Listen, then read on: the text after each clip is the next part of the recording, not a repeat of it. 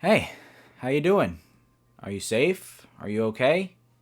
How's your family? Is your family all right? I hope everything is fine and I hope you all are safe and healthy.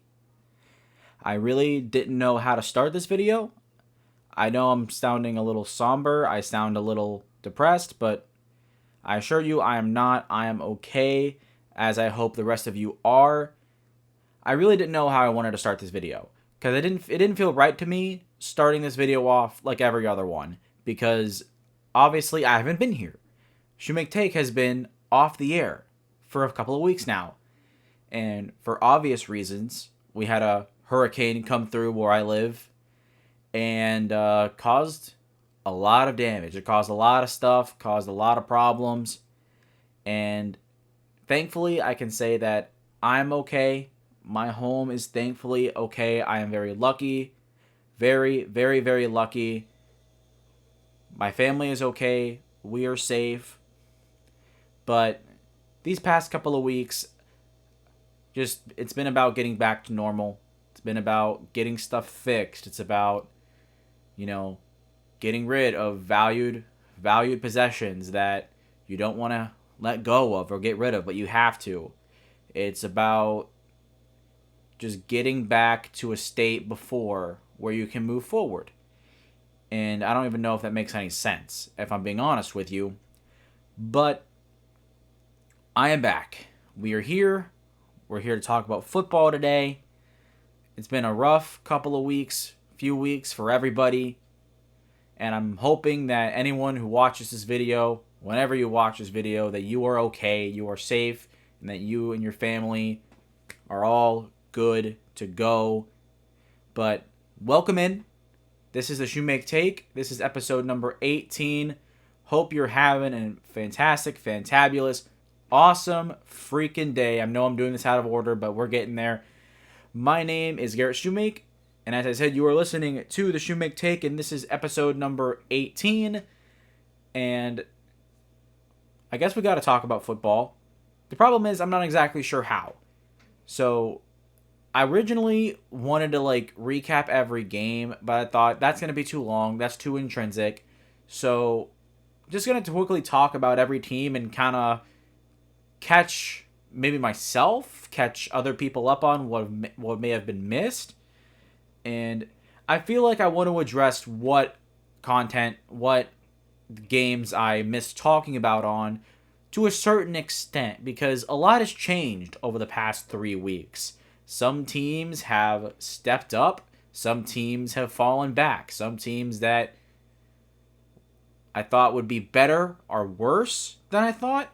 So, I mean, these past few weeks have been very interesting. But I guess I'll just start with the NFC. We'll go, NFC North, South, East, West, and then AFC North, South, East, West. But overall, at this point, we'll start with the NFC. Especially with the NFC North. This division, let alone the entire conference, is pretty darn stacked at the moment.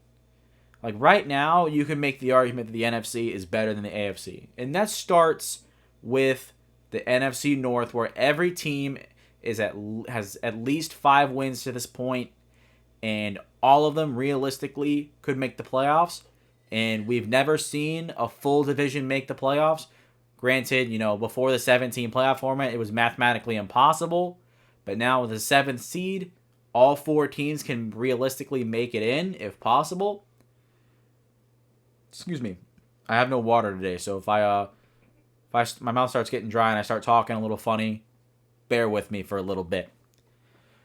But you got to start with the Detroit Lions. The Lions are incredible. I expected them to go 13-4. They're my pick to win the Super Bowl for a reason, and none of that has changed. But what has changed is the Chicago Bears.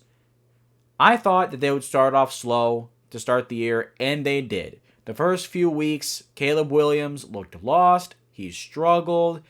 And the next few weeks after that, the Bears looked like the team that people were hyped up to see, hyped up to watch. And that starts with Caleb Williams. His most recent performance Wait, no. His second to most recent performance, he threw 4 touchdowns against Jacksonville and London. Last week, he had 3 touchdowns, I think, if I'm not mistaken. It was hard to keep track of everything meanwhile trying to get everything back in order. But the Bears are much better. Offensively, they've improved a lot now that players are healthy. Things are clicking, and you can see the improvement under offensive coordinator Shane Waldron, and I have to commend them.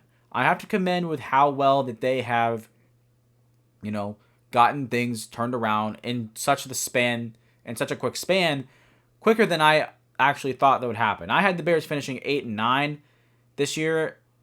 They're probably going to finish 9-8 or 10-7 at this point. I mean, it's going to be hard to start your year 5-2 and finish 9-8 and go 4-7 the rest of the way. It's possible, but right now it doesn't look like that's going to be the case. But Chicago, they're very much improved, just like with the Packers. The Packers, I shouldn't say they're much improved. Defensively, I should say that. Defensively, they're much improved. They're a unit that's finally complementing their offense well. Jordan Love so far, my big question was after, he had the second half of the season was good and that was it. Can he build on that? And so far, he's built onto that. He has been a little turnover prone. He has thrown multiple interceptions since coming back from his injury. But honestly, it doesn't matter as much because the team is winning and he's putting up points regardless. And the Packers look like a more complete team than they have in a little while. And that's good to see. And then you have the Vikings, who have completely come out of nowhere. They're still going strong. I know they were 5-0. They lost to Detroit in Week 7. Boo-hoo. But guess what? The Lions are the best team in the NFL. I'd probably argue. Well, no, I would argue. But, hey, I mean, the Vikings, they're doing really good right now. I don't think anyone expected them to be at this point. So, we'll see what happens with them. But the NFC North, as I said, all 4 teams could realistically make the playoffs, and it's going to be an interesting battle of who is going to be the odd man out, because someone is going to be left out. It's going to happen. I mean, the odds of all 4 teams in one division making the playoffs is insanely low, because they literally have to be better. All of them have to be better than every team that didn't win the division. Like, let's say the Lions win the division, like I have them doing. The Bears, the Packers, and the Vikings all have to finish with better records than every other team that was not a division winner. So that's very hard to do, especially with some of these other teams we're going to talk about. But right now, I mean, it's a very interesting situation. But it gets more interesting with the NFC South. With Tampa, the Bucs, they lost really bad on Monday night. Or technically last night. No, wait, today's Wednesday at the time of the recording of this video. You guys are gonna see this on Thursday. So Monday night, the Bucs got absolutely swamped at home by the Baltimore Ravens. We'll talk about them later on. But the Bucs have been really good. They've been a lot better than people thought. A lot of people thought they overachieved. Clearly they didn't. And they were who some people thought they were. Not who they thought they were, excuse me, pardon my mishap. And they've been steamrolling. They've been steamrolling outside of a couple hiccups. But unfortunately, Mike Evans is out till week 12. And Chris Godwin is on IR. So he's going to be out 4 games at least. And so that sucks. That sucks a lot for the Bucs because obviously those are their top 2 receivers. Mike Evans is a future Hall of Famer. Chris Godwin was top 5 in receiving yards before he got hurt. And for Tampa, this feels very akin to slightly earlier in the year when the Eagles lost A.J. Brown and Devontae Smith and everything kind of fell apart for a few weeks until they got back. And this is probably going to happen at Tampa because it's really hard to win without your 2 starting receivers. It's really hard to win. But this Bucs team has great players on the offensive side of the ball outside of just receiver. They have a good tight end in Cade Otton. I love the running back duo of Rashad White and Bucky Irving. Very, very good. I like the offensive line. The defense is good. This team is going to be in game. I shouldn't say it's going to fall apart, but definitely this team is going to falter a little bit without its 2 starting receivers. But the way that they're playing and the way that they're competitive and how they're fighting, I would be inclined to believe that they are going to be all right for the most part. And then moving to number 2 with the Falcons, they lost against Seattle pretty darn bad in week 8 or week 7, but they still look like a playoff team. This offense is coming together. This defense is slowly getting better every week, and they don't look as complete as the Bucs, but Jesus, they are close. Like, they are really, really close, and this division will come down to the wire between these two teams. And unfortunately, we'll get into it later on when I predict games for week 8.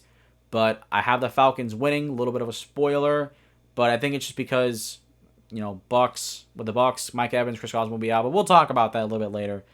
What's really interesting to me is the Carolina Panthers, because the Panthers, they're going to be picking top 5 in the NFL draft this year, guaranteed, or next year, guaranteed.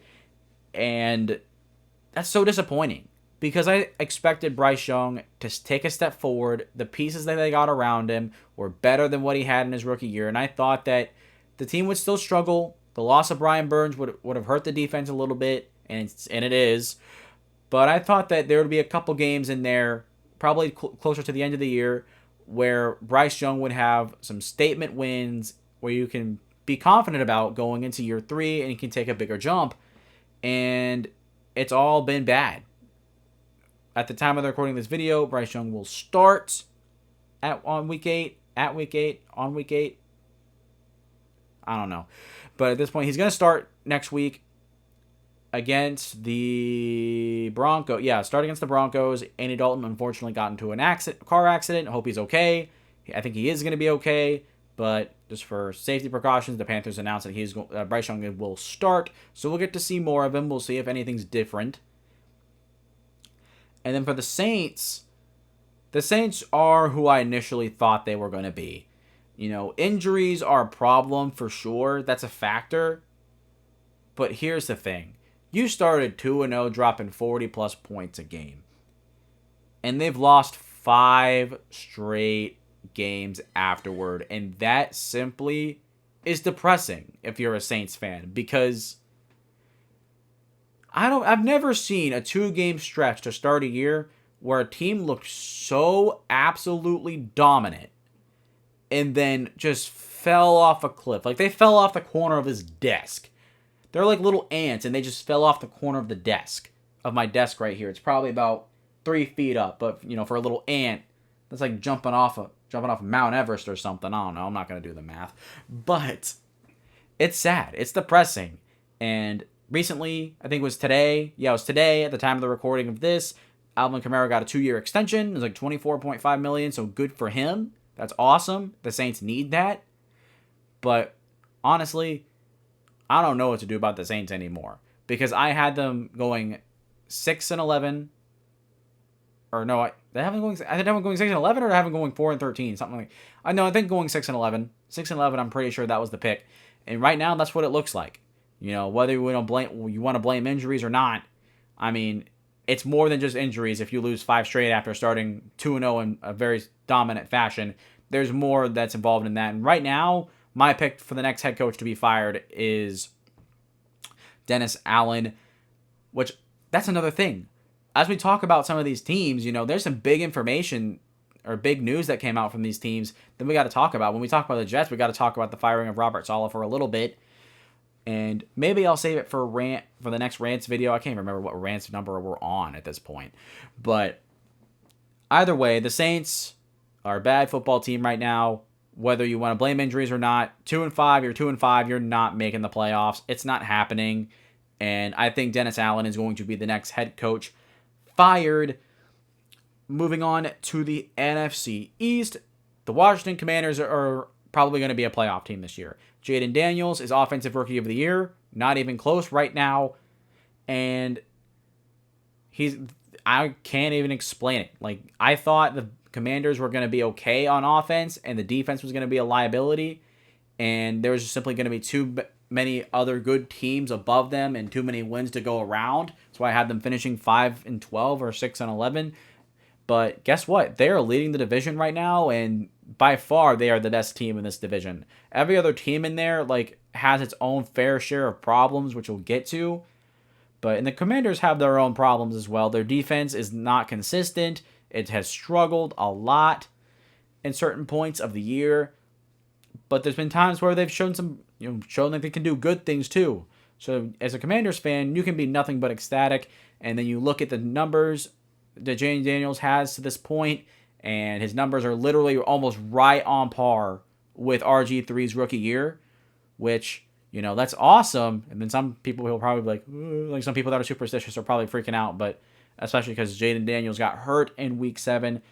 If he's going to play in week 8, we don't really know yet. Apparently today he did not practice, so we will see what happens. We'll talk more about that later on. But for the Eagles, right below the Commanders, they feel fraudulent. They feel very fraudulent. They are 4-3, but they have a couple really bad losses. They have a couple ugly wins in there, and I had the Eagles going 12-5, and I thought they'd look more akin to what they looked like in 2021 or 2022, and they really haven't. They really haven't looked like it. They still look like the same team that started 10-1 and finished 10-7 to end the year, and they got blown out in the playoffs by Tampa. And I don't know what the Eagles are going to do, because this roster is so much better, in my opinion, than what their record shows or should show. And the coaches, I don't know what's going on. It's weird. It's very weird to me. It feels very underachieving. It feels fraudulent. Because this Eagles team, I think they're going to make the playoffs. I mean, they're still going to get in. But, well, I shouldn't say they're going to get in, now that I'm thinking about it, because I just talked about how the NFC North could have all 4 teams in. But either way, I mean, they're in the mix. They're going to guarantee to be in the mix by the end of the year. But even if they get in, does this team really feel like they're going to go far? Does this team really feel like they're going to go anywhere? Not really.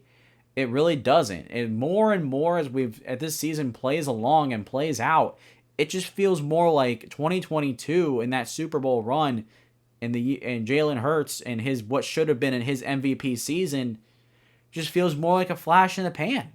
It's a tale of it's just a tale of just heads and tails. I don't know, like a tale of heads and tails. What is that? What is it? A tale of heads and tails.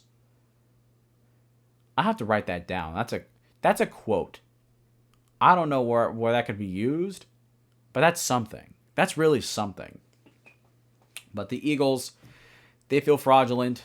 I don't know how far they can go or what they're going to do, but we're going to find out here very soon. I'll talk more about it when we get into Week 8 predictions.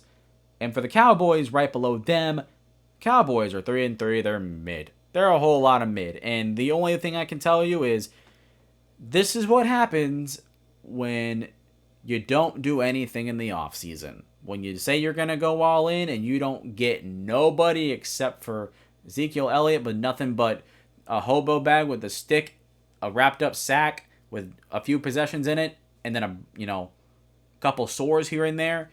And the Cowboys just haven't been it. The offense has been inconsistent. The defense has been inconsistent.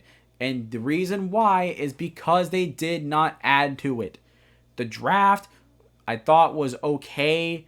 I like the pick of Tyler Guyton. Did they get Tyler Guyton? Is that what his name is? Tyler Guyton, the tackle out of Oklahoma?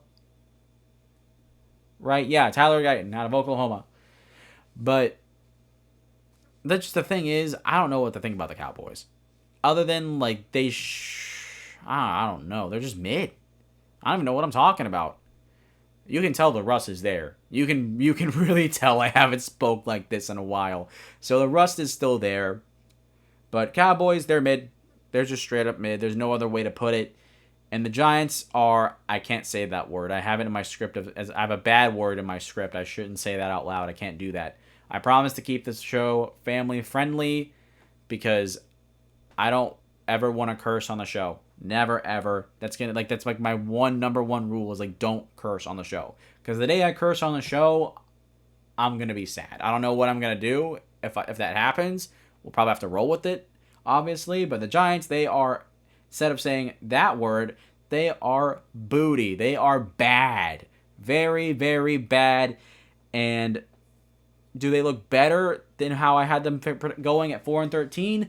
Sure, but that looks like maybe 6 wins at the most. And after this year, Brian Daboll is unfortunately going to get fired, which stinks because I think he's a great offensive mind, but he might be into over his head as a head coach. He won Coach of the Year in 2022, and with the Giants, it's just been bad. Daniel Jones is bad. Devin Singletary is mid. Malik Neighbors is the only thing on this offense that you can look at and be excited for to watch every week.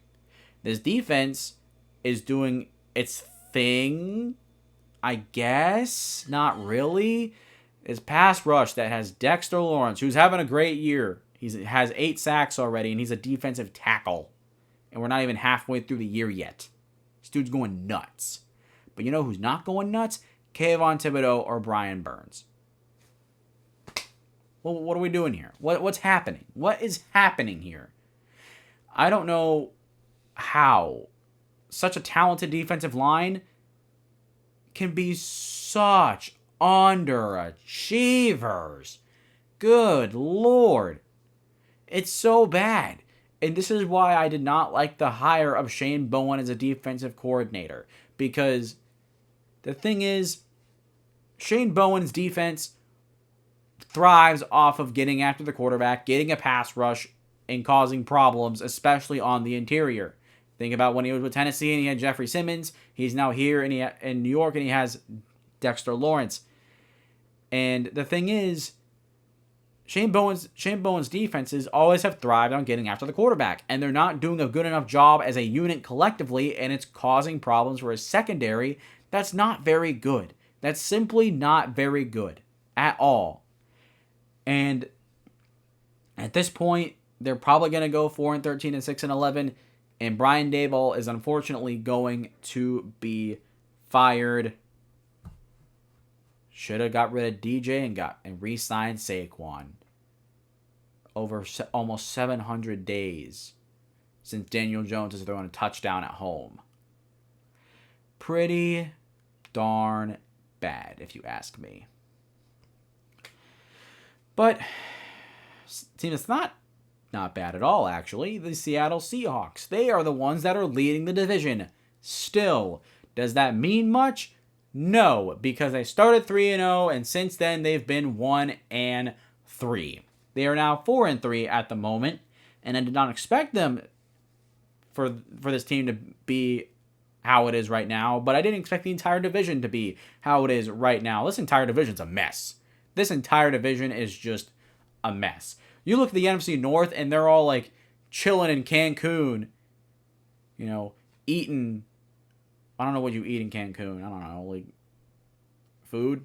What type of food? I mean, I don't want to say Mexican food. I don't want to be like stereotypical. But like, I don't know, like eating like a good chimichanga, some good enchiladas, a good taco, and drinking margaritas. And then you go back to the States and you go look at the NFC West over there, and they're all just in a hospital. They're all in a hospital, and they're all just like doom and gloom for the most part, except for the Seahawks. Well, I mean, Cardinals probably aren't. No, they're not. Cardinals are not. Speaking of the Cardinals, actually, hold on. Let me get back to the Seahawks for one quick second. The thing with the Seahawks is that this is the best team in the division right now. Good for them, especially for a young rookie head coach and Mike McDonald. But the thing is, this team is still trying to figure it out. It's a new head coach. Things are still tweaking themselves out. The offense is incredible. Probably the best offense in football, arguably. Excuse me. But defensively, they're still coming together. They're still figuring stuff out. They have their moments. They have their bad moments. And right now, ultimately, like I said, they're 4-3. They're leading the division. So good for them. Arizona is in number 2 at 3-4. But this team looks like it did near the end of the year when they were being ultra competitive and they were in a ton of one-score games. And that's how they are right now.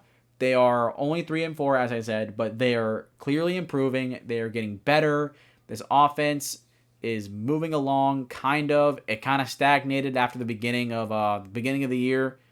Defenses have caught up to it, especially with Marvin Harrison Jr. He's been very spotty, which is kind of unfortunate because I thought that he would be a favorite to win Offensive Rookie of the Year, and he's being outplayed by Malik Neighbors and Brian Thomas Jr. and a couple other rookie receivers throughout the league, which you don't. You're a little worried, but he's a rookie. Whatever, he's got plenty of time to figure it out. I'm not going to stress about it too much. But if you're a Cardinals fan, you have to be feeling pretty excited because here's an opportunity. Because if the Cardinals can get right, the Seahawks, even though they're 4-3, I think they're going to fall 4-4. Spoiler alert for later on in the predictions. But the Cardinals have a real opportunity here. They have a real opportunity to kind of jump Seattle if they can just take a couple of wins, string them together, and then Seattle continues to kind of trip up the stairs a little bit, as they have been for a little while now. But the Cardinals are right there. If you're one game behind, mathematically you're right there. But the Cardinals really feel like it because they've shown that they can compete. They've shown that they can, go at it with some of the top teams in the NFL. Look at Week 1 against Buffalo, for example. And if they can just get a groove a little bit, kind of get things moving, they can take this division from Seattle. Maybe not win it, but they can definitely take the lead and hold it for at least a week or two. And the team that's supposed to be leading this division, as they've been forever now, the Rams, they're broken, and it's 2020 all over again. You guys remember what happened in 2020? You remember what happened? 2019, the 49ers went to the Super Bowl, lost to the Chiefs, and then 2020, they caught the injury bug and went 7-9 and missed the playoffs.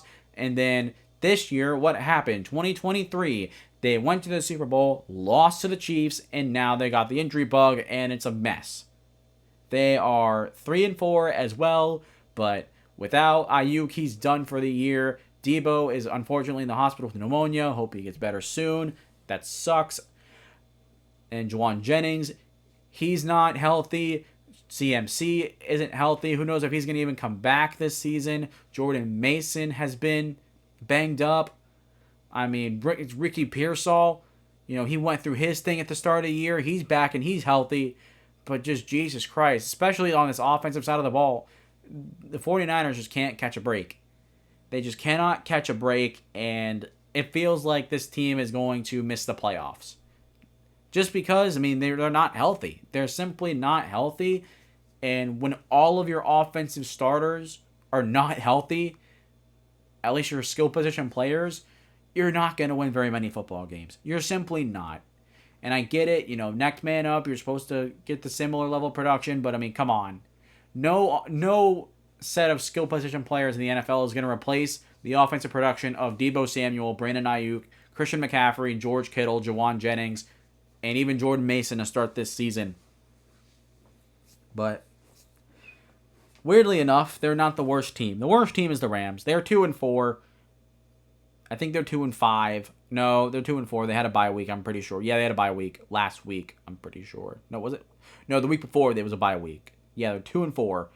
But here's the thing. The Rams, I haven't followed much on the Rams. I don't know what's going on over there. I know that they're shopping Cooper Kupp and trying to trade him. Dang, it feels like forever since 2021 happened and he had that crazy year. It's been forever.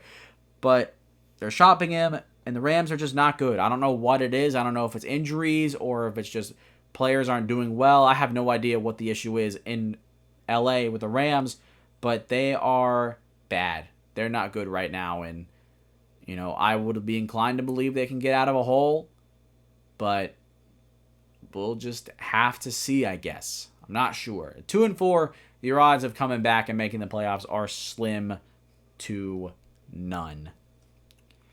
But that's the all of the NFC. The NFC is a lot of this. Like, the NFC is it's either good teams or bad teams. The only team in the NFC that I would argue is mid are the Eagles, the Cowboys, And that's it. Everybody else is either good or they're bad. I can throw the Cardinals and Seahawks in there as being mid. Well, the Seahawks are good. Cardinals are mid. But everyone else is either bad or good. There's not much in between, which is pretty insane. The diversity is pretty wide. But the Baltimore Ravens in the AFC, they are who I thought they would be. 0-2, never heard of her. 5-2, oh, I've heard of her. And it's crazy. It's crazy how much better this team has gotten. Did you guys watch Monday Night Football, dog? Any doubter that still exists, all like 5 doubters that think Lamar Jackson's still a running back, did you see that throw to Rashad Bateman? Did you see that throw?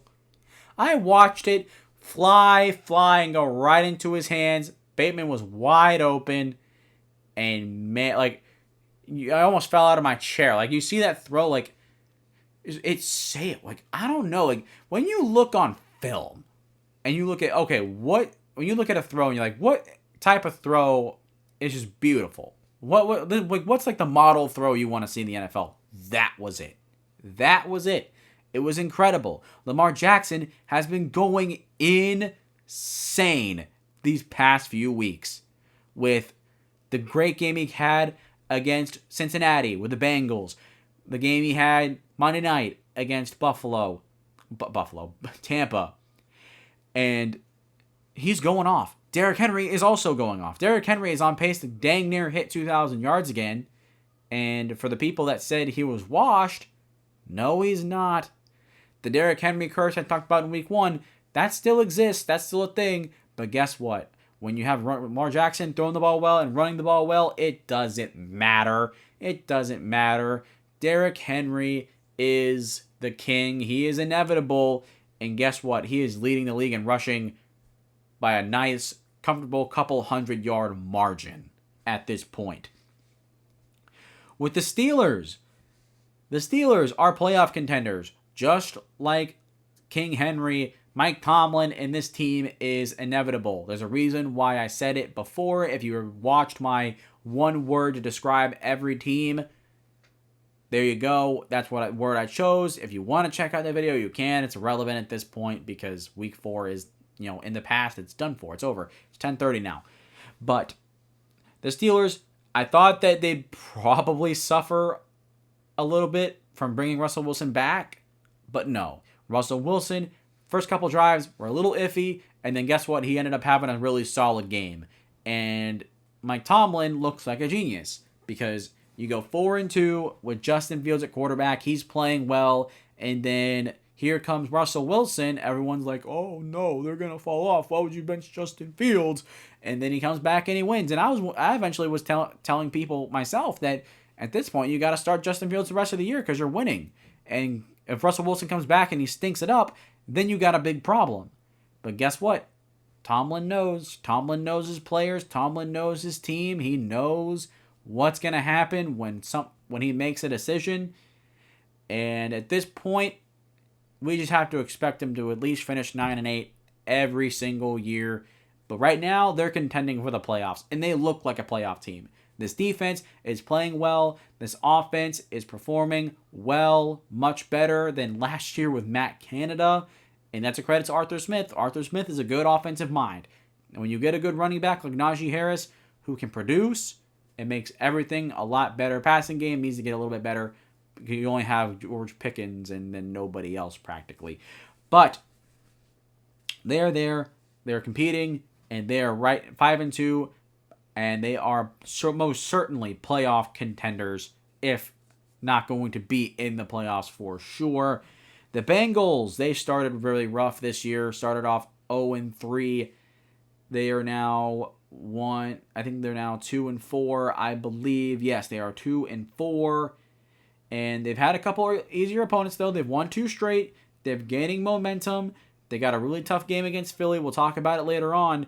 But the Bengals, even if they win against Philly, I don't think they're making the playoffs. The thing is, when you start off slow it's hard to gain back up. It's one of those things like when you're in school and you get your grade point average, your GPA, right? It's always been apparent to me, just from my own personal experience and then experiences from my peers around me, that it is easier to maintain your grade point average and get it higher than it is to, screw it up and then try and play catch up. It's one of those things where, like, if you do well at the start, you're going to do well the rest of the way more than likely. I mean, it's going to take something crazy for you to fall off. But if you start off slow, it is a pain in the neck to get back up and get caught up, and you ultimately never do. Because you'll never get to that point where, you get into, like, the 3.5s or 3.9s. It's hard to do that if you start off with, like, a 2.0 GPA. It's really freaking hard. Because you literally have to go be almost perfect. You have to be dang near perfect. And perfection is impossible. Even getting to near perfection is dang near impossible in most circumstances. So the Bengals, they started rough, but they have some momentum on their side. But ultimately, I don't think they're going to make the playoffs because of that slow start.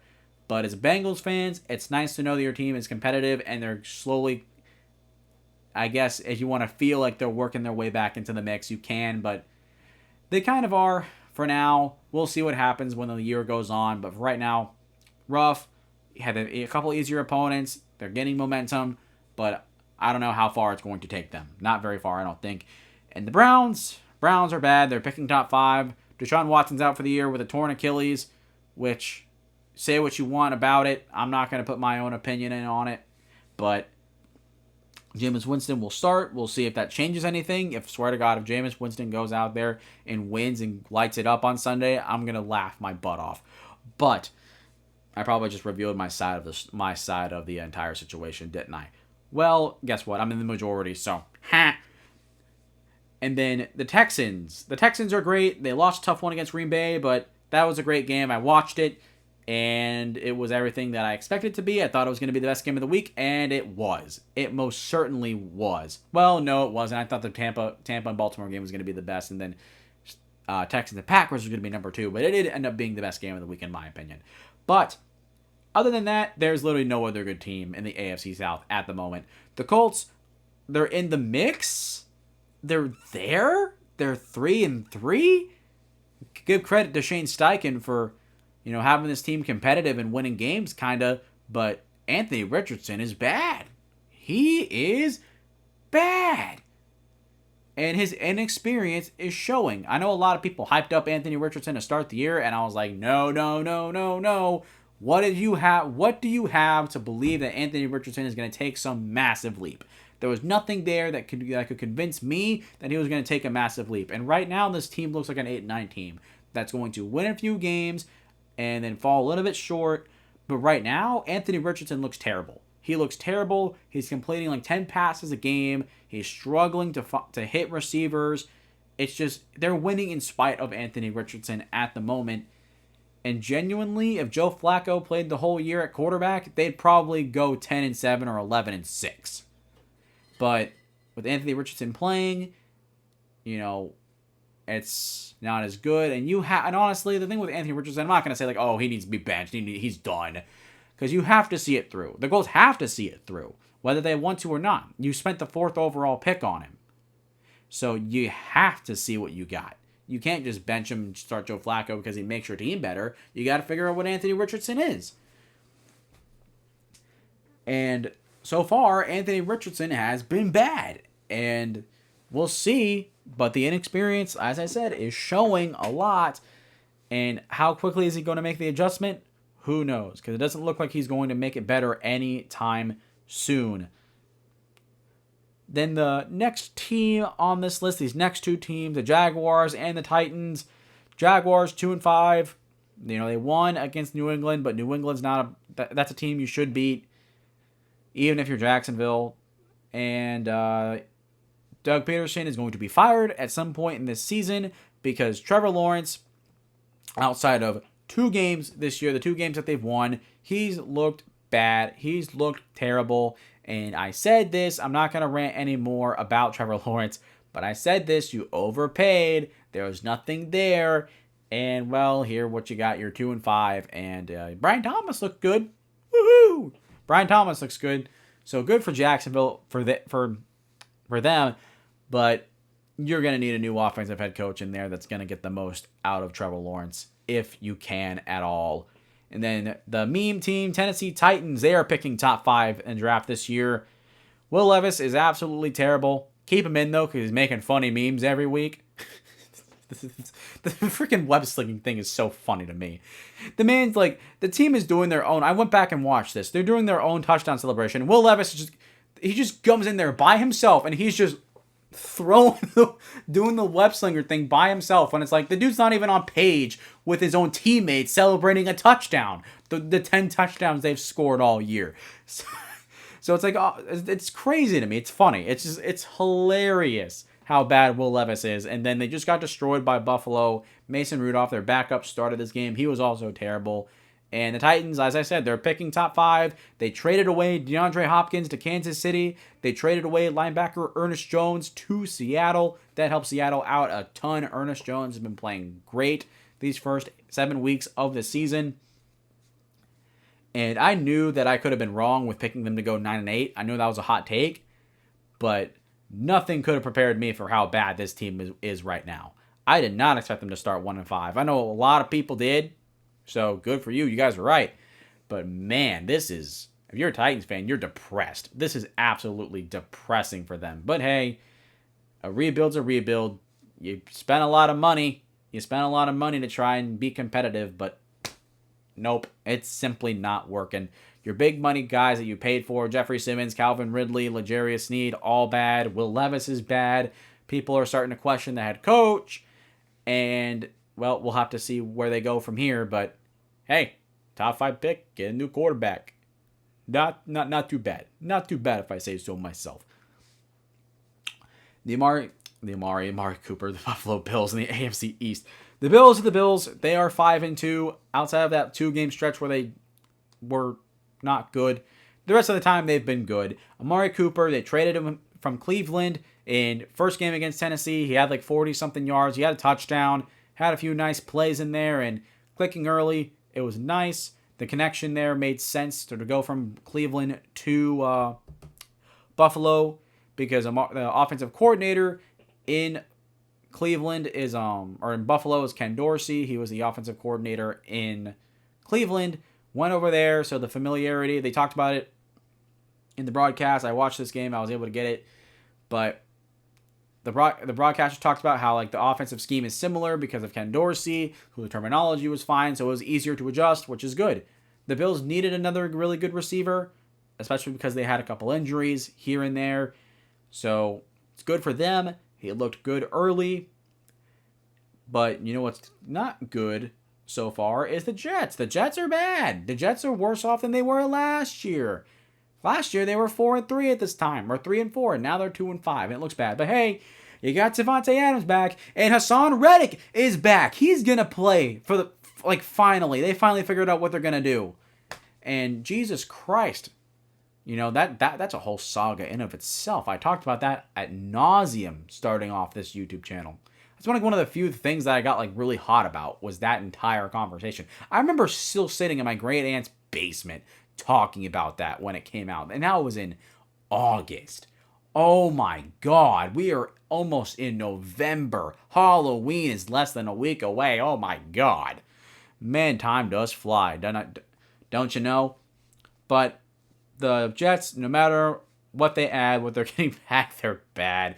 Robert Saleh was fired. That's right. And I'm going to make this brief. I'm going to talk about this in the next rants video in more detail. But here's the thing. Anyone that's saying Robert Saleh shouldn't have been fired early in the year, I don't think it was the right move. But guess what? Looking in retrospect, it needed to happen. Robert Saleh is not a good head coach. He is not. He's a good defensive coach, but when your offense is bad year after year after year, you need to go. We'll talk about it more in the rant, as I've said now the third time, because I don't want to get into it as much as my brain is telling me to get into it. I'm not going to. You'll see more later. But the Dolphins Dolphins are bad, and we need to start having questions about Mike McDaniel. We need to start having some serious questions because I get it. The team is hurt. Tua is hurt. But here's the thing. The fact that there is no back... Let me pose it like this. I'm going to sit back, so my audio is probably going to dip a little bit. I apologize. But why do you need a backup quarterback? You need a backup quarterback to come in for you when your quarterback is hurt, obviously. But what specifically do you want in a backup quarterback? Why do you get a specific backup quarterback? Because it's a quarterback that can run your scheme, maybe not to the level that your starter can, obviously, but can do enough to right the ship while the captain's away, if that makes sense. And they don't have anybody. No one can run this offense like Tua can. And whether that's for better or for worse, bottom line is the Dolphins are bad. This defense is not good at all. As much talent as there is, it's simply not getting the job done. And offensively, Mike McDaniel isn't doing anything to help any of his quarterbacks that are in there. Tyler Huntley is a mobile quarterback, and he hasn't done enough mobile quarterback things. He's trying to coach him to play like Tua. Snoop Huntley is not Tua Tagovailoa. You should have got a backup quarterback that fit the offensive scheme and had a similar skill set. You had that in Mike White, and you cut him. But the lack of adaptability, the lack of ability to change and find something else that works. I mean, I don't watch Dolphins film. I don't know 100%. So if you're a Dolphins fan and I'm wrong, let me know in the comments down below. Let's talk about it. But Mike McDaniel he doesn't adjust when his players get hurt. He doesn't adjust in December when throwing the football is harder and his offense isn't as effective. And we gotta start having serious questions. Because his offense normally is good. This year hasn't straight up been good at all. They scored 70 points in the season already. Last year they scored 70 points in one game against Denver. Remember that? Feels like forever ago. But this team is all flash and no foundation, it feels like.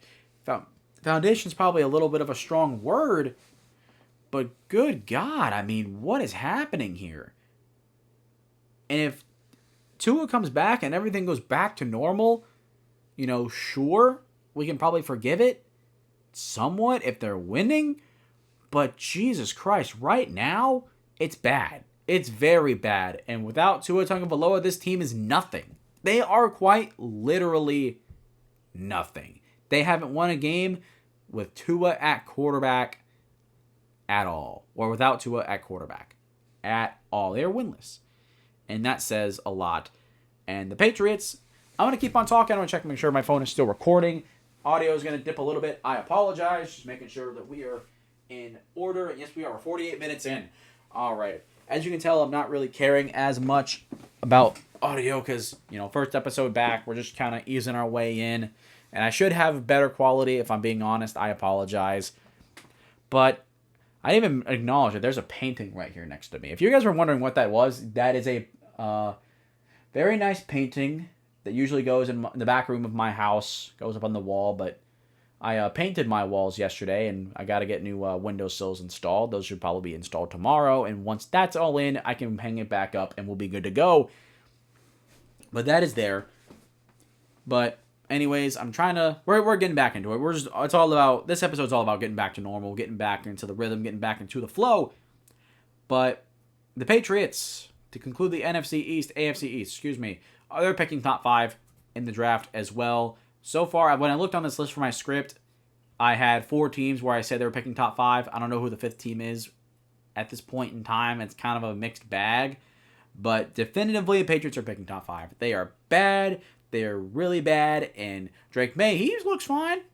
He looks pretty good, actually. And I was surprised. I thought that Drake May would struggle a lot.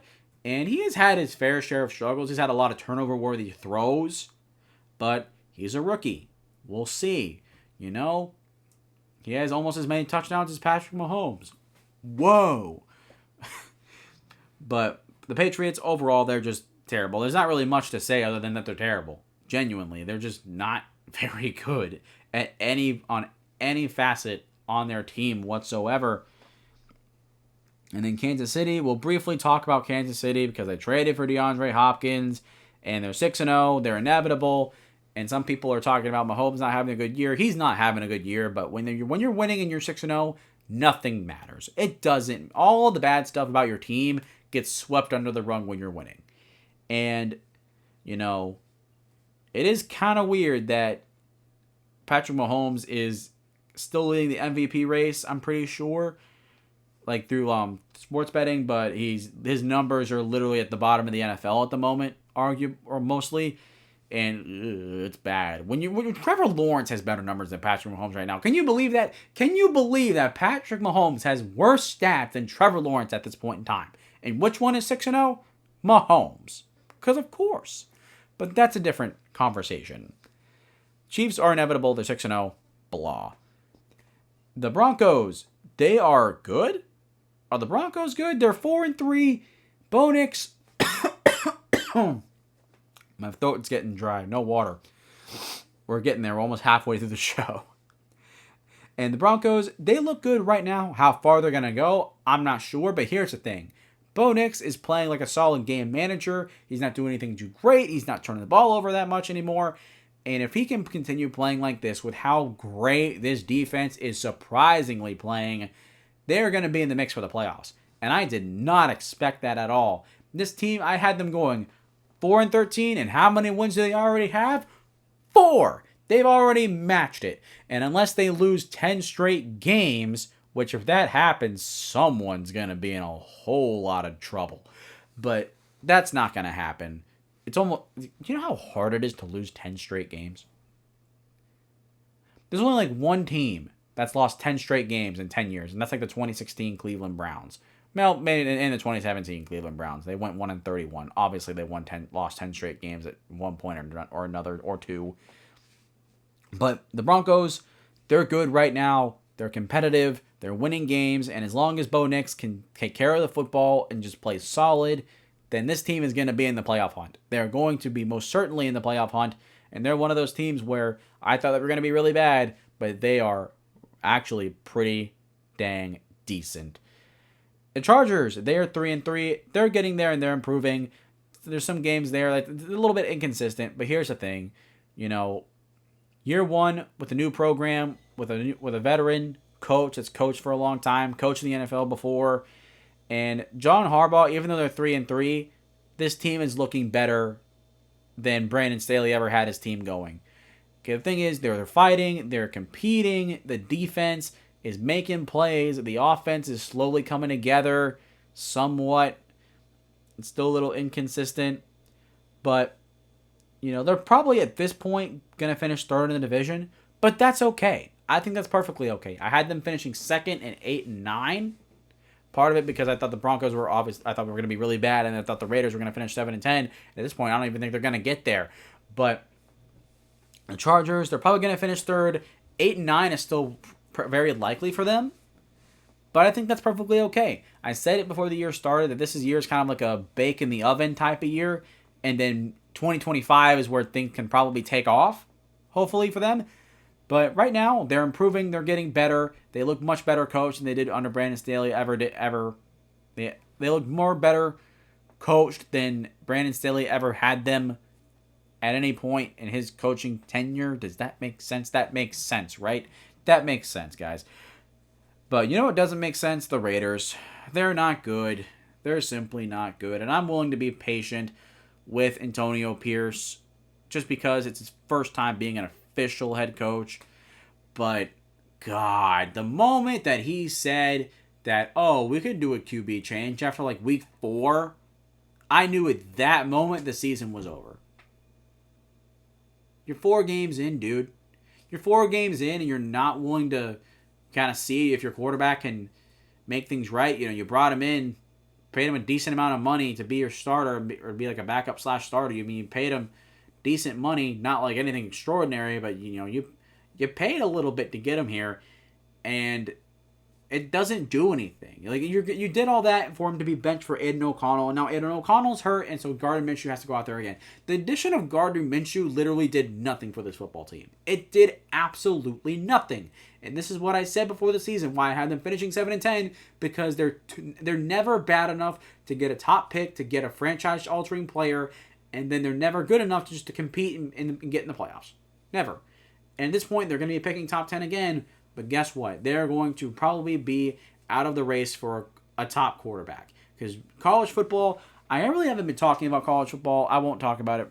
I'll just be brief about it. Just because, like, I'm still learning. I'm still figuring stuff out. And some crazy stuff has happened. Like, Texas and Georgia was a blowout. I thought that game would be a lot better. Wasn't. Tennessee beat Alabama. That was really cool to see. But other than that, I mean, there's been some other crazy upsets. Vanderbilt beat That's right, Vanderbilt beat Alabama while I was absent. That's nuts. Do you guys remember that? That was insane. That right there is the greatest college football upset in history. That's literally tops Georgia Tech beating FSU earlier this year. That tops App State beating Michigan back in the late 2000s. Like, that is insane that they won that game. But you know what? They did it. That's history. That was awesome. But either way, the Raiders, back to our case in point. The thing is, like I said, Gardner Minshew, it does nothing to this football team. They're going to finish with a top 10 pick this year. And okay, now I'm back on track because they're going to probably be out of a race of a top quarterback. Right now, this quarterback class is not looking as good as it did going into this year. Right now, Cam Ward is de facto number 1. Shedeur is de facto number 2. Number 3 is Jalen Milroe, and right now you don't even know if he's going to be a first-round pick. But I'll say this right now. First off, Quinn Ewers, probably fringe first-round pick. Carson Beck looks like a second-round pick right now, kind of. And then Jalen Milroe. I'm going to make this prediction right here, right now. Jalen Milroe is going to be seen as a late first-round, early second-round pick after the season. And then he's going to go into the combine. He's going to go insane like Anthony Richardson did, and he's going to be an early first round pick. He will be drafted in the top 16 guaranteed after the combine. That's what's going to happen. He is going to be seen as a late first, early second. He's going to go to the combine, go insane, and then he's going to be a mid first round pick at the lowest. That's my prediction. But right now, the college football quarterbacks don't look great. Like I said, right now it's Shedeur Sanders, number 2, Cam Ward, number 1. Jalen Milroe is, I don't know. He's too inconsistent right now to call him like a de facto, you can go get this guy. But no guys really like that, honestly. But the fall off between 2 and 3 is pretty steep to me. But obviously, teams that are picking the top 5 are going to get Cam Ward. They're going to get Shedeur Sanders. And, will the Raiders reach for a quarterback? We'll see. But if any of these quarterbacks, kind of fall, then the Raiders might be in a tough pickle. But that took an hour just to talk about all of the, where every team is at the moment. That was a really weird recap, but I really didn't want to just ignore all of the stuff that was, all the games that had happened in week 5, 6, and 7. That's falling over. But we got to talk about week 8.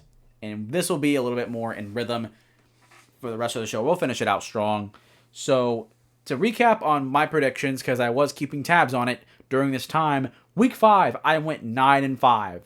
Week 6, I went 12-2 picking games. Week 7, I went 10-5. I went from 34-31 picking games to 65-43. That's a .523 win percentage percentage to start, and now I'm up to .631. I jumped up 11% in success rate of picking games in the span of 3 weeks. Am I good or what? Last year I picked like 70% of the games right, which is awesome.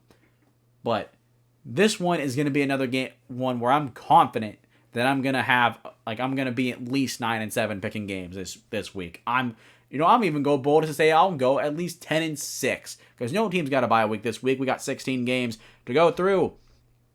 And starting with Thursday Night Football, Vikings at the Rams. Give me the Vikings to win this game for obvious reasons. The Vikings are a much better football team than the Rams. I don't know what's going on with the Rams, but guess what? I'm going to be able to watch tomorrow night, and we're going to see what is wrong with this football team. Next up, the Ravens at the Cleveland Browns. Give me the Ravens to win this game, again, for obvious reasons. I really didn't mention it much about the AFC, but the AFC is a lot of... There's not a lot of... It's a lot of few good teams, a few bad teams, and a whole lot of mid in the middle. But the Browns are bad. The Ravens are good. It's a tale of this. I've talked about it before. But Jameis Winston will be starting for Cleveland. We'll see if that gives their offense any sort of spark. I expect it to at least a little bit because Jameis Winston loves to throw the football wherever he wants to throw it. And the Ravens, well, the Ravens are the Ravens. They're going to absolutely, more than likely, steamroll this team on Sunday. Next up, Titans at the Lions. Give me the Lions to win this game again for obvious reasons. It's a tale of one great team versus one really bad team. There's not really much there. I've seen some Titans fans talk about how they're undefeated against Detroit since they became the Tennessee Titans. And here's the thing. History don't give no crap. History don't give no crap. Let me say this. What will happen? What's going to happen if the Titans beat the Lions? What will I do? Will I do anything if the Titans beat the Lions? No. But you bet your butt I would be talking about it. That's going to be nuts if Tennessee upsets Detroit. I don't think it's going to happen. I think the Lions are absolutely going to destroy Tennessee, but we'll have to see. Next up, our first game that actually will have some competition, I believe. The Colts at the Texans. The Texans are going to win this game because, again, they're the much better football team. But the Colts are 3-3. They're not 2-4. They're not 1-5. They are 3-3. They're kind of in the mix, but genuinely, this game, week 1 was good. It was a really good game, but Anthony Richardson, I just have no faith in Anthony Richardson right now. You can't. How can you? The team is winning in spite of his play, and the Texans, after losing a tight game against the Packers, they're not going to be happy. They're going to be a bunch of mad, raging bulls, and I think they are going to beat the Colts. I should say handily, but they're going to win by 7 points, 7-10 points. Next up, another game that's just lopsided. The Packers at the Jaguars. Give me the Packers to win this game, again, for obvious reasons. The Packers are so much better. You see why I'm so confident in picking games this week? You see why I'm going through them like super quickly? Because it's all good teams versus bad football teams most of the time. And this one might be a little bit more interesting just because the Jaguars, for some reason, the two games they've won, they've scored 30 points, and the other ones they've scored barely over 20. So I have no idea what this team is going to do other than more than likely be bad. I don't know what I'm talking about at this point. But the Packers, I have them winning this game for obvious reasons. They're the much better football team. And now we got a game that's actually going to be kind of interesting. The Cardinals travel to Miami to face the Dolphins. I'm picking the Cardinals to win this game because they are more healthier, and I think they are better. Right now, I have zero faith in Mike McDaniel. I don't think, with Tua at quarterback, I don't think they're going to win any more games. Until Tua comes back, which is probably going to be week 9, I don't think they're going to win any games. They're going to go winless without Tua Tagovailoa, and until they can show that they can improve or make any type of adjustment, I can't see it happening any other way. Give me the Cardinals to win this game and go up to 4-4 and be number 1 in the division because I have Seattle losing to Buffalo. I'm skipping a couple games here, but I'm going to put them together because they're together. I have the Bills beating the Seahawks in Seattle, and this one's going to be really close. It's going to be a good game. I think this might be the best game of the week, probably. Let me look. It'll be, I'm going to say it's going to be the best game of the week just because of how these two teams have played. And some people will probably say the Bears and the Commanders. We'll get to it in a second. But this game, I think I'm going to pick it to be the best game of the week. But when looking at trying to decide who's going to be the better team, who's going to win this game, we got to look at both teams have had slumps. Both teams have had times where they didn't look very good and didn't look like themselves. And when you look at the circumstances, the Bills have picked back up. They have won 2 straight or 3 straight, something like that. 2 or 3 straight, I can't remember off the top of my head. But you look at how many errors have they made and how well they've cleaned it up, and then you look at the Seahawks, who started off hot, and now they've kind of tripped their way up the stairs, falling up the stairs, if you will, at this point in time. And with the Bills and their momentum that they have, I think that's what's going to give them the edge to beat Seattle. Next up, we got a battle of two bad teams, the Jets at the Patriots. Give me the Patriots on the upset. I'm pretty sure I'm going to get this one wrong because the Jets are, of course, they're going to win when I pick against the Jets to win. Because I picked the Patriots to go on the upset in week 3, and the Jets are going to disappoint me again. And they're probably going to win this game. But you know what? I'm sticking with the Patriots. You know why? Because frick it. That's why. I didn't say the other one. I said frick. That's okay. Frick it. That's why. Because I want the Patriots to get a win here. I want them to get a massive upset. I think it's possible. It's very much possible. And there's really not much there to say. I mean, Drake May is going to be making his third ever NFL start. Third or fourth start. Wait. His third start. He's been making his third start. And this offense has looked better. And with his defense for the Jets being very inconsistent, I don't think Hassan Reddick, if he comes back to play this week, isn't going to make an impact. He's been gone out of football forever. So, given the Patriots, I think they have a slight edge here to win, considering that the Jets are just down bad and things are looking ugly over there. Now, what most people would say would be the best game of the week, the Bears going to Washington to face the Commanders. I would say that originally I was going to say this is going to be the best game of the week, but Jaden Daniels got hurt last week against Carolina.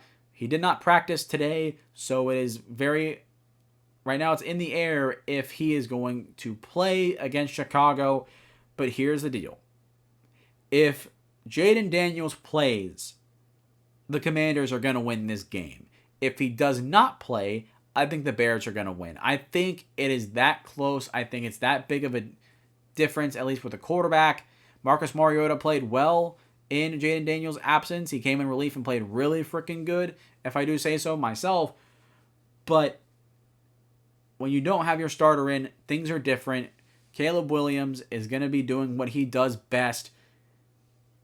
And considering that their defense is better than Washington's defense, I think Caleb Williams is going to have his way a little bit.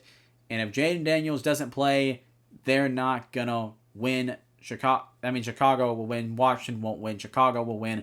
But we will have to see. If I have to make a prediction right now and definitively say what I think is going to happen, I think that Chicago will win. Right now, it doesn't look like Jaden Daniels will play. Like I said, he missed practice, and they say, he's hopeful to return, but it's not very likely at this point in time.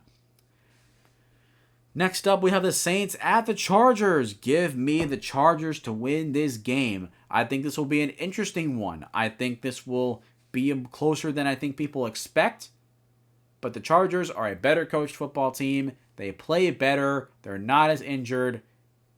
I think that there's really no other reason to really talk about this game other than the Chargers. It sucks because all these games are just not very interesting. None of them are, but inevitably some of them will end up being interesting. But we'll just have to see. This game right here. This is the one that you all need to watch. This is a must-watch. The Eagles travel to Cincinnati to face the Bengals. And here's the thing. I'm going to say it right here, right now. This game will be a very important game for both Cincinnati and the Eagles. I'm picking the Eagles to win this game, but here's the deal. The Bengals have won 2 straight. They have a lot of momentum on their side, and the Eagles, kind of like the Seahawks, have fallen up the stairs to start this year. We are going to learn we're going to learn a lot about what this Eagles team really is. Because I think, like us having winning against Cincinnati, if they win, things are going to be okay. Maybe. But God forbid, if they find a way to lose this game and fall to 4-4, I think something's going to happen in Philly. Some type of trade, something drastic. Maybe not. But if you lose against the 2-3-4 Cincinnati Bengals, which a team is also decimated with injuries, we might have to start having some conversations about Nick Sirianni and how hot his seat is in Philly. Another game that will be interesting to watch, another Super Bowl 50 iteration, Panthers and Broncos. Why do these two teams play against each other so much now? I guess it's because like they're both bad, and when you with the new additional game, like you face the additional team that in this, like I'm not going to explain it, but they feel like these two teams have been playing against each other a lot more recently, more than normal. I know it's because of the 17th game, but man. But looking at this game, the Broncos are going to win. It's a team that's good against a team that's bad. It's the same old. Bryce Young is going to start. Bad game to start because the Broncos defense is coming, or you guys are going to Denver. And yeah, this defense is going to shut down this offense. It's going to look bad. It's going to look messy. And I think the Broncos might actually beat the ever-living crap out of the Panthers. It's very much possible with how their defense is playing. Next up, Chiefs-Raiders. Give me the Chiefs to win this game. They're 6-0. I'm not going to pick against them to win until they prove me otherwise. Raiders are bad. Moving on. Cowboys at the 49ers. Give me the Cowboys to win this game on Sunday Night Football. Just because of how injured the 49ers are. I think if there's any game that the Cowboys are going to kind of just step up and pull one out of the hat, pull one out of their butts, it's going to be this game. It's going to be this game right here. The Cowboys are going to win it. It's going to be close. It's going to be an ugly as all get up football game, but they're going to squeak out a win, and the 49ers fans are going to go into the corner and they're going to cry because they are 3-5. But this next game, Giants and Steelers, last game of the week, Monday Night Football. Give me the Steelers to win this game. I expect this one to be a blowout. I expect it to be a blowout because the Giants are not good offensively, and you're going up against the Steelers defense, which is incredible. And then the way that the Steelers offense has been moving all year long, I don't expect it to slow down at any point against this Giants defense at all. The matchup there, you'd think the Giants would be able to match up with it well because the Steelers like to run the football a lot with Najee Harris, and the receivers aren't great in Pittsburgh outside of George Pickens. So it's a kind of an opportunity to make something happen there. But when it comes to coaching, the Steelers have the edge by far. So give me the Steelers to win this game against the Giants. Very disappointing week of football coming up, in my opinion. A lot of games I don't think are going to be very good. Although there's going to be a couple of games in there that end up being close. There's going to be a couple upsets in there. For sure. But that is going to do it for me today. We made it to the end here. Let me know what you guys think. Leave your thoughts in the comments down below. Do not forget to do whatever YouTuber tells you to do. You know the drill. Like, share, subscribe to the channel, get signed in, get locked on to the Shumake Take. Coming out with great content. Going back to 3 videos a week here next week. Saturday, rants, whatever number is coming up. I'm just going to look it up right now, actually. Rants 10. What's Rants 10? Was this... Okay, so the last thing was one word. So this is going to be Rants 11. Rants 11, we are going to talk about every rookie head coach and how they're doing, because here's the thing. All of them, except for the Seahawks, are bad, really bad right now. And I just need to express that some patience to teams like the Raiders, to teams like the Seahawks, to the teams like the Titans. You guys need to be patient with your head coach, because year one is not a definer of what's gonna happen. A lot more stuff to happen, a lot more stuff to be taken care of. But that is gonna be it for me today. Stay tuned for Rants 11 to come out on Saturday. And thank you guys for stopping in and watching. Glad to be back. Again, hope everybody is okay. And I will see you guys in the next one.